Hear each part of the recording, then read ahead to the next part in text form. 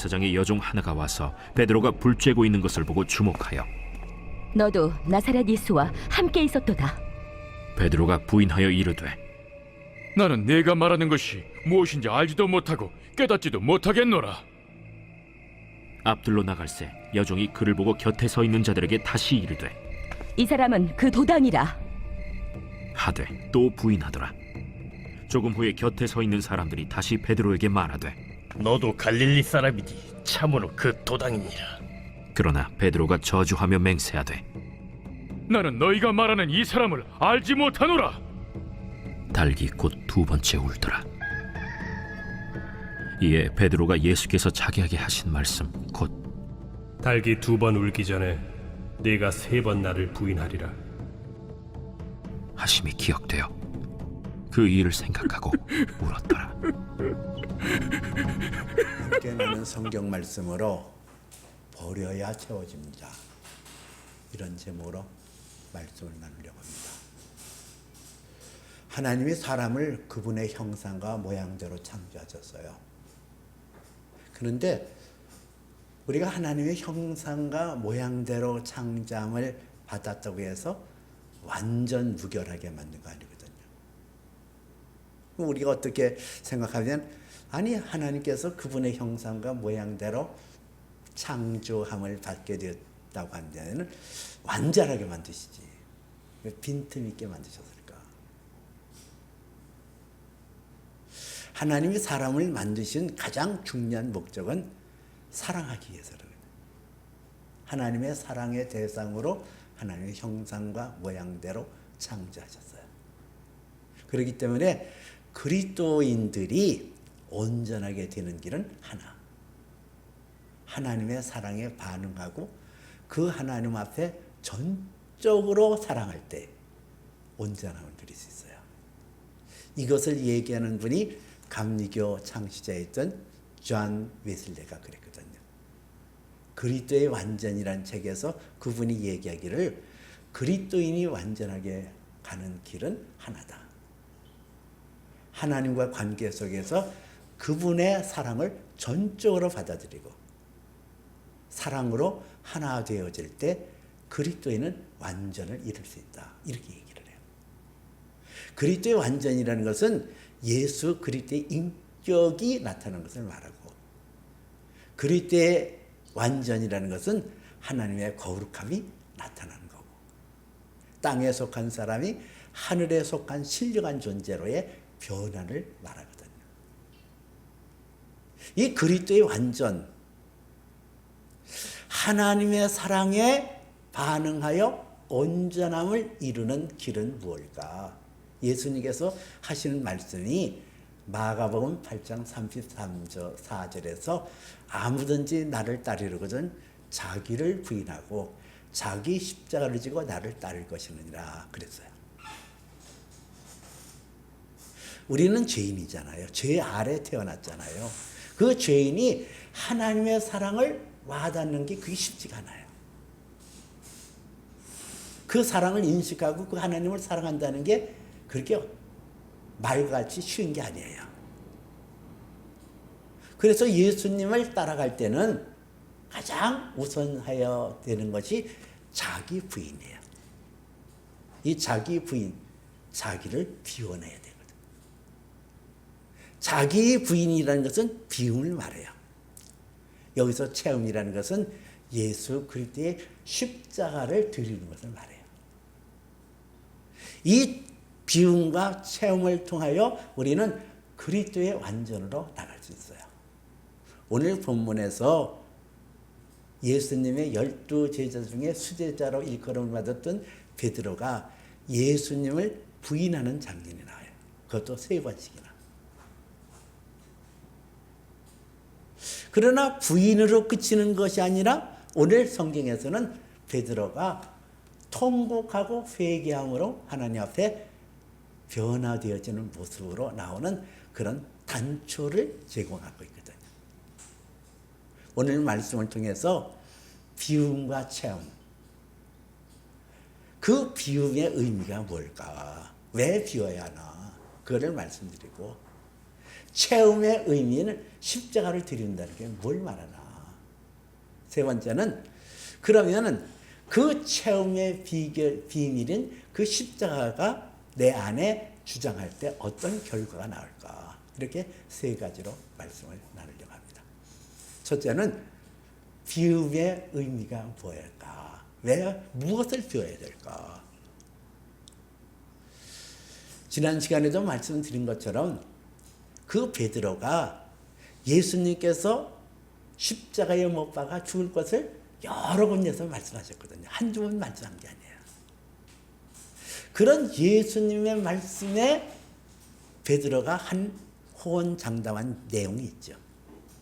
다른 사람은 다 주를 버릴지라도 나는 죽을지언정 주를 부인하지 않겠나이다. 아주 강하고 담대하게 그렇게 얘기를 했어요.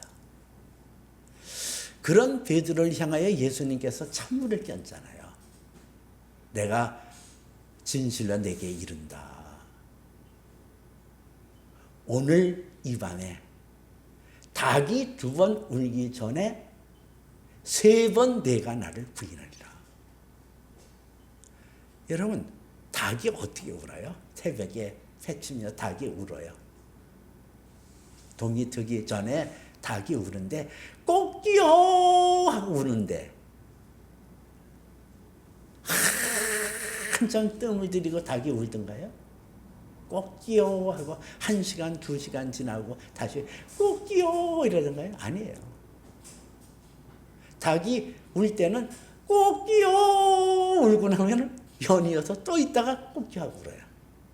그러면 닭이 2번 울기 전에 3번 내가 나를 부인하리라. 이것은 이 베드로가 정신없이 예수님을 부인하리라 이 뜻이에요. 정신이 없어요. 그 제정신으로 예수님을 부인하는 게 아니거든요. 아주 뭐 그냥 영어로 헤지테이트라는 단어가 있는데 뭐 어쩔 줄 몰라가지고 막 이러는 거. 그 3번 부인하리라. 오늘 여기 성경 말씀에 그 베드로가 어떻게 예수님을 3번 부인하냐 그 프로세스 과정이 나오고 있어요. 예수님이 잡히시던 그때에 포박당해서 그 해 대제사장이었던 가바야 제사장의 장인이었던 안나스 대제사장의 집 안으로 포박당해서 끌려가요. 그때 베드로가 멀찍이 그를 따라가서 그 제사장을 알고 있는 제자 중에 하나의 도움을 받아서 안뜰까지 들어갔어요. 한밤중이에요. 날씨가 추워요. 6월절이 가까워오는 그런 절기이기 때문에 날씨가 저녁에는 으슬아슬하게 추운 거예요. 그 추위를 이기기 위하여 경비병과 성전에서 경비병 노릇하는 사람들이 화토불을 지었어요. 그 화토불 곁에 가서 베드로가 불을 쬐고 있는 거예요. 불을 통해서 환하게 자기의 모습이 드러나는 거예요. 근데 오늘 성경에서는 그 집의 하인 중에 하나가 그 불빛에 비치는 베드로를 가만히 주목하여 보고 이 사람이 나사렛 예수와 함께 있어도다 이렇게 얘기를 해요. 그 당시에는 예수란 이름이 여럿 있었거든요. 그러니까 그 나사렛에서 태어난 그 나사렛 예수와 함께 있었다. 그 베드로가 확들짝 놀라는 거예요. 나를 알아봤다는 거예요. 거기에는 예수님을 붙잡기 위해서 왔던 경비병도 있었고 하인도 있었거든요. 그런데 그 예수님과 함께 있었다라는 자기 정체가 폭로가 나니까 갑자기 베드로가 두려움에 빠진 거예요. 그러니까 모른다 그러죠. 부인하여 이르되 나는 내가 무슨 말하는지 알지도 못하겠고 깨닫지도 못하겠다. 이렇게 얘기를 해요. 그러다가 또다시 그 여종이 아닌데 분명히 이 사람은 저 예수와 함께 있었던 도당 중에 하나인데 그리고 맞아. 또 옆에는 맞아. 당신 맞잖아. 너 같은 물이잖아. 이렇게 얘기를 하는 거예요. 그리고 또 모른다고 하고 나중에는 오늘 성경에서는 71절에 보니까 나중에는 그 저주하며 맹세하여 이르기를 나는 내가 얘기하는 그 사람을 나는 알지도 못한다. 이렇게 얘기를 해요. 저주했다 그랬어요. 맹세했다 그랬어요. 너희가 말하는 그를 알지 못한다. 저주하고 맹세하여 예수 그리스도를 부인했던 베드로. 그의 마음속에 도사리고 있는 게 뭐예요? 그렇게 숨가쁘게 예수를 따르고 죽을지언정 내가 주를 부인하지 않겠다고 호언장담했던 베드로의 용감무쌍한 결단은 어디 가고 이렇게 무참하게 무너지고 초라한 모습으로 꺾여지는 베드로. 그에게 무엇이 있을까요? 도대체 그의 마음에 무엇이 도사리고 있기에 그는 예수 그리스도를 모른다고 저주하고 맹세하며까지 그렇게 3번씩이나 부인했을까요? 두려움 아니에요. 사람이 죄를 짓고 난 다음에 다가오는 가장 크나큰 증상은 두려움이라는 거예요. 이 두려움이 예수를 따르는데 방해하는 거예요. 이 두려움이 예수 그리스도를 온전히 따르는데 장애가 되는 거예요. 비움이라는 것은 이것을 버려야 되는 거예요. 이게 자기 부인이거든요. 내가 두려움. 예수를 따르는데 근심하고 염려하고 두려워하고 이런 것들을 버려야 돼요. 왜 버려야 될까? 이게 버려야 하나님의 사랑이 내 안에 들어오거든요. 요한일서 4장 18절에 보니까 사랑에는 두려움이 없나니 온전한 사랑이 두려움을 내어쫓느니라. 두려움에는 형벌이 있음이니라. 두려워하는 자는 사랑이 그 안에서 온전히 이루지 못하느니라 그랬어요. 이 두려움은 내가 하나님 앞에 회개함으로써 두려움에서 벗어날 수 있어요. 내가 염려하고 근심하고 두려워하는 것을 내가 품에 안고서는 하나님의 사랑이 내 안에 들어올 수가 없어요. 이 두려움에서 벗어나는 길은 오직 한 가지, 예수님의 이름으로 회개하는 거거든요. 이 베드로가 예수님을 따르는데 처리되지 못하는 감정적인 죄악이 있었어요. 그것이 두려움이라는 거예요. 요한복음 21장에서는 베드로가 참 자기 동료 제자들 보는데도 참 좀 면이 안 서잖아요. 그렇게 예수님을 부인했으니까요. 그래서 이제 낙심하고 나는 물고기 잡으러 가노라 하고 갈릴리 바다로 갔던 베드로. 그를 예수님이 찾아오신 거예요. 그리고 그 예수님이 그 부활하신 이후에 십자가에 못 박이시고 부활하신 이후에 그 갈릴리 바다에 오셔서 베드로에게 하신 말씀이 요한복음 21장에 나와 있는데 거기서 요한의 아들 시몬아 내가 나를 사랑하느냐 그렇게 나와요. 요한복음 1장에서는 베드로를 게바라 부른다 그랬거든요. 게바라는 뜻은 베드로라는 뜻이에요. 베드로, 게바, 아람어로 게바, 베드로는 히브리 말로 베드로. 근데 내내 예수님께서 베드로라고 부르셨는데 이 요한복음 21장에서는 요한의 아들 시몬아 그렇게 얘기를 해요. 본래 이름. 그가 예수를 따르기 전에 가졌던 그 이름을 부르신 목적은 뭘까? 내가 육신으로 있을 때는 내 사랑을 알 수가 없었다. 내가 육신으로 있을 때는 나를 사랑할 수 없었다. 그러나 이제 내가 너의 연약함을 회개하고 내가 돌이켰으니 부활의 영 성령이 내 안에 올 것이다. 그러면 내가 진정으로 나를 사랑할 수 있다. 내가 나를 사랑하냐? 네, 내가 주를 사랑하나이다.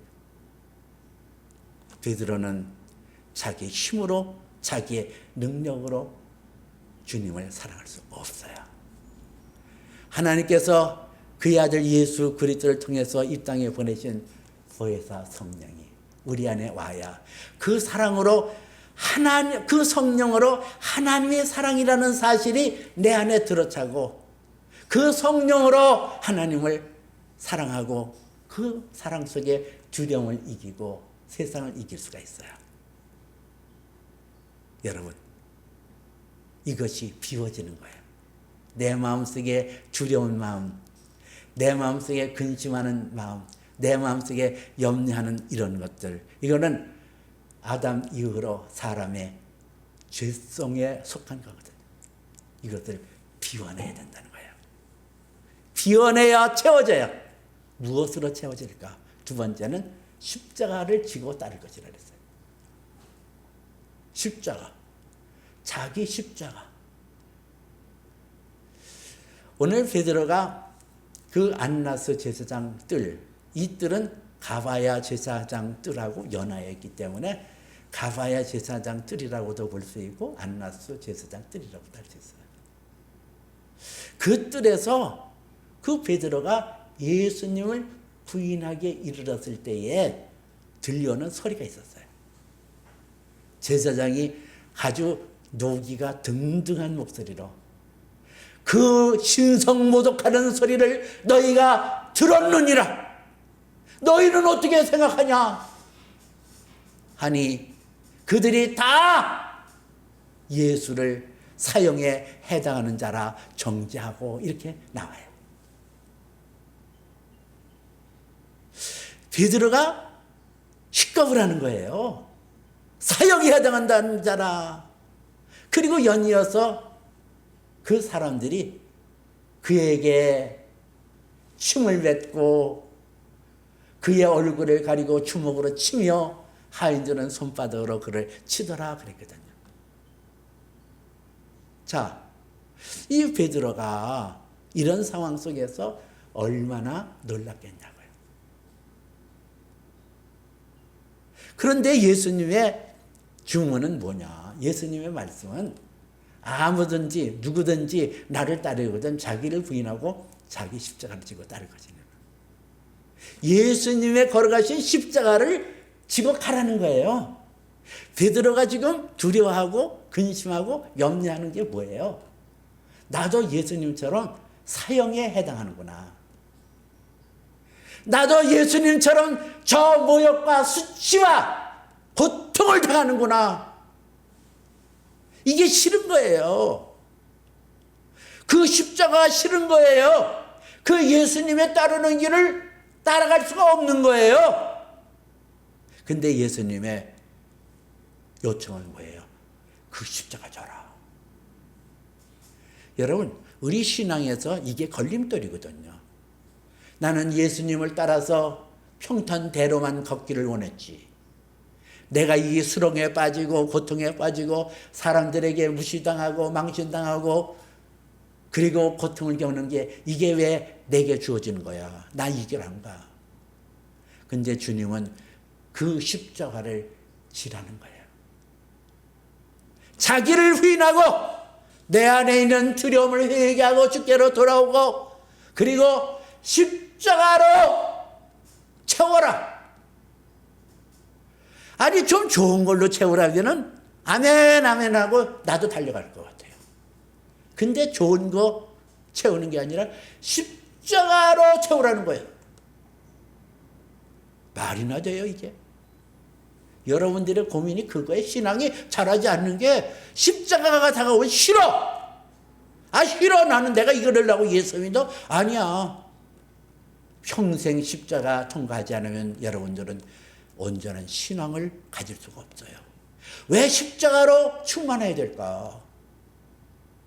예수님이 그 십자가를 지셨기에 예수님께서 나를 받아들이게 하여 십자가를 예면치 아니하고 받으셨거든요.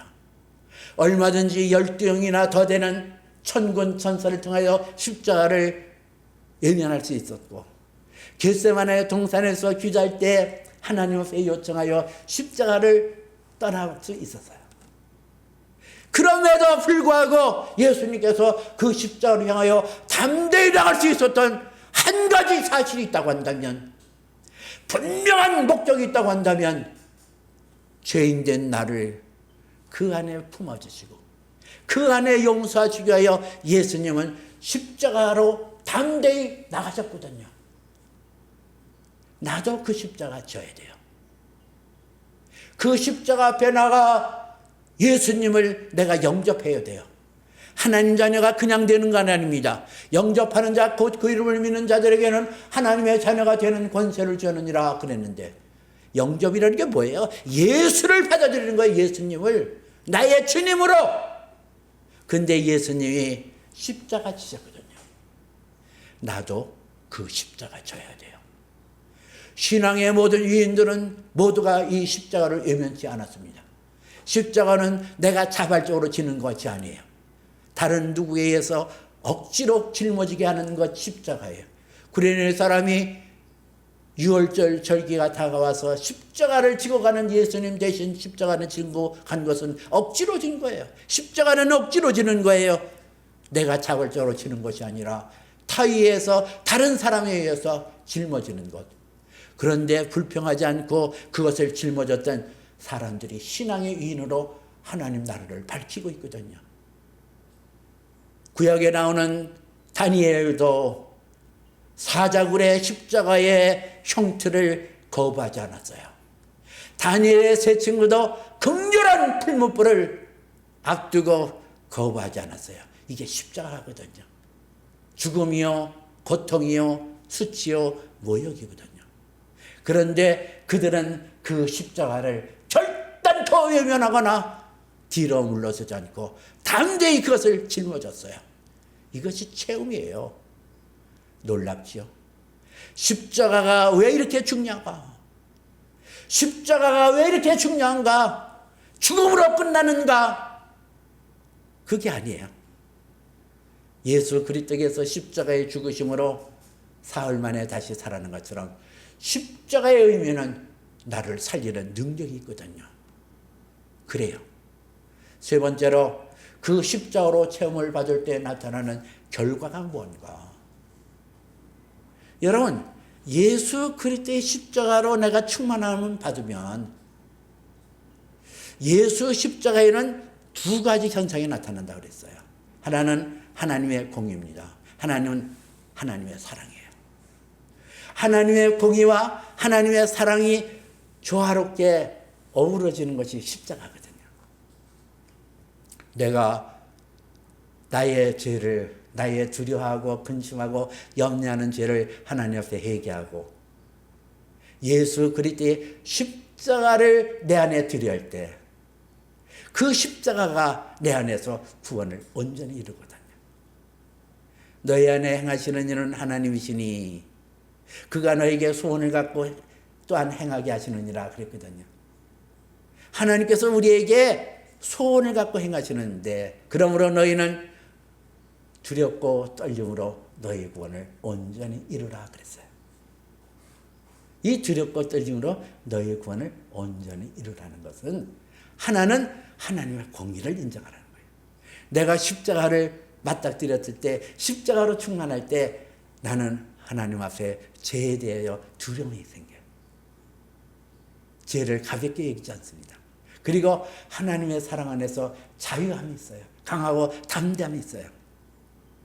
내 안에 그 크신 하나님의 사랑이 내 안에 충만히 임하면서 예수가 나의 주님, 예수가 나의 왕이요, 예수가 내 인생의 주관자가 되심을 믿기에 나를 푸른 초장에 실만한 물가로 인도하시는 그 주님이심을 나는 믿게 되어지거든요. 이게 십자가예요. 십자가가 보기에는 멸망당하는 자에게는 미련하게 보이나 구원을 얻는 우리에게는 하나님의 능력이니라. 내가 십자가를 받아들일 때에 그것은 어리석게 보여요. 죽음이에요. 저 바보. 저 왜 저기를 가? 왜 평탄한 길이 있고 좋은 길인데 왜 저 길 가? 세상 사람들은 미련하게 볼 거야. 그러나 구원을 얻는 우리에게는 하나님의 능력이에요. 출애굽기에도 이스라엘 백성들이 430년간 애굽에서 종살이하다가 하나님의 종 모세의 지도를 따라 나오기 시작했어요. 광야에 이르렀을 때 3일 동안 길을 걷다가 한 곳에 이르렀는데 거기에 마라라는 쓴물을 마주대야 합니다. 물이 떨어졌어요. 광야에서 물이 떨어졌다는 것은 죽임을 말해요. 그런데 그 가운데 모세가 하나님 앞에 부르짖었더라 그랬어요. 영어로는 cried out. 그리고 히브리 말은 자크라는 단어 썼어요. 온 힘을 기울여 하나님 앞에 부르짖어 기도했더니 하나님께서는 마라의 쓴물 곁에 있는 한 나무를 지정하시고 그 나무 가지를 꺾어서 들이우라 그랬어요. 여러분, 이게 신앙의 비결이에요. 체험과 비움과 체험의 비결, 나를 부인하고 자기 십자가를 짊어진다는 것은 내 삶에 가지나무를 꺾어서 드리는 것처럼 내 삶에 예수 그리스도의 십자가를 드리는 거예요. 살기 위하여 부르짖었어요. cried out. 히브리 말로 자크. 살기 위하여 부르짖었다니까요. 여기서 나온 이 백성들이 줄여 죽으면 어떡합니까? 짐승들이 줄여 죽으면 어떡합니까? 그래서 생존의 위급한 환경 속에서 부르짖었더라 그랬어요. cried out. 그랬더니 하나님께서 준비하신 게 뭐예요? 십자가예요. 여러분이 생명을 얻때도 풍성이 없기를 원합니까? 영혼이 잘 되고 범사가 잘 되기를 원합니까? 그래서 하나님 앞에 구합니까? 하나님 앞에 구하고 찾습니까? 주여 나를 살려주옵소서, 나를 살려주옵소서, 나를 살려주옵소서. 근데 하나님께서 지명하신 것이 초라하게 그지없는 광야 가운데 자라나는 나무 얼마나 볼품없어요. 활이 없어도 아니에요. 나무가 울창한 나무가 아니에요. 그 빈약한 광야에서 자라는 나무, 별 볼일 없는 보잘것없는 그 나무, 그거를 지명하고 그거를 꺾어서 물에 들이우라는 거예요. 내가 하나님 앞에 구했더니, 내가 위기 속에 하나님 앞에 구했더니, 내가 하나님 앞에 살려달라고 하나님 앞에 구했더니 하나님께서 내게 십자가를 주시는 거예요. 제가 개척 후 7년 만에 교회를 지었고 8년 있다가 그 교회를 나오게 됐어요. 참 기가 막히더라고요. 목회가 이제 끝날 것 같고 기껏 세워놨던 교회가 이렇게 허무하게 없어지냐. 참 슬퍼서 견딜 수가 없었어요. 그 하나님 앞에 나와 무릎을 꿇고 기도하는데 그렇게 눈물이 나더라고요. 근데 내가 그렇게 하나님 앞에 눈물을 흘리는데 주님이 환상 중에 나타났는데 등을 돌리고 이렇게 보니까 영으로 그 주님도 나와 더불어 우시고 계시더라고요. 그 나는 사실 그때 하나님 앞에 무릎 꿇어 기도할 때 이 교회가 다시 살아날 수 있도록 해주세요. 다시 목회해 줄 수 그런 거를 구하는 거예요. 근데 주님은 내게 무엇을 주셨을까? 주님은 내게 말씀하시기를, 얘야, 이 교회 건물이 그렇게 탐나냐? 내가 이거 버리고 나를 취하면 어떻겠냐? 이게 십자가예요.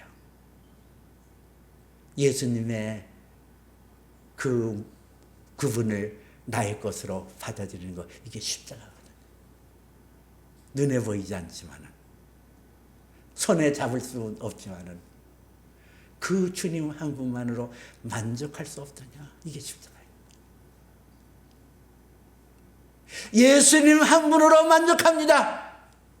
교회 건물은 사라지고 성도는 다 떠나가고 나는 아무것도 가진 것 없는 빈 털털이지만은 예수님 한 분으로 만족하며 살렵니다. 이게 십자가라니까요. 여러분들이 체험이라는 것은 예수로 채워지는 거거든요. 예수로 충만이거든요. 이것이 성령 충만이에요. 성령 충만이라는 것은 사랑 충만입니다. 성령이 내 안에 임하시면 예수 그리스도를 죽은 자 가운데서 다시 살리신 그 하나님의 영 성령이 나를 죽음 가운데 그냥 예면하지 않고 기가 막힌 웅덩이와 깊은 수렁에서 나를 건지셔서 반석 위에 두 발로 걷게 하시는 하나님의 영의 역사가 내게 나타나는 거예요. 죽을 것 같았는데, 끝날 것 같았는데, 망할 것 같았는데, 수치와 모욕으로 다 모든 것이 사그러들 줄 알았는데 내 안에 십자가에서 자기의 생명을 아끼지 않고 버리셨던 그 예수의 영 성령을 내 안에 모셔드렸더니 내 안에 생명의 역사가 나타나는 거예요. 죽음으로 끝나는 것 같았는데, 망한 것 같은데, 멸망할 것 같은데 하늘의 존재로 살아나고 하나님의 영광을 드러내는 존귀한 자로 일어나는 거더라고요. 이 비움과 체험은 날마다 우리가 일어나는 사건이거든요. 날마다 내 안에 두려움이 생길 때는 회개함으로 비워내고 날마다 순간마다 예수 그리스도의 영으로 충만받는 십자가의 비밀을 내가 깨달을 때 이 비움과 체험으로 이어지는 그 삶의 계속적인 연속성을 통하여 저와 여러분들의 신앙이 견고해지고 아름다워질 수 있어요. 비워져야 채워지는 거예요. 회개 없는 체험은 없습니다. 회개 없이 하나님의 능력을 받는다는 것은 불가능해요.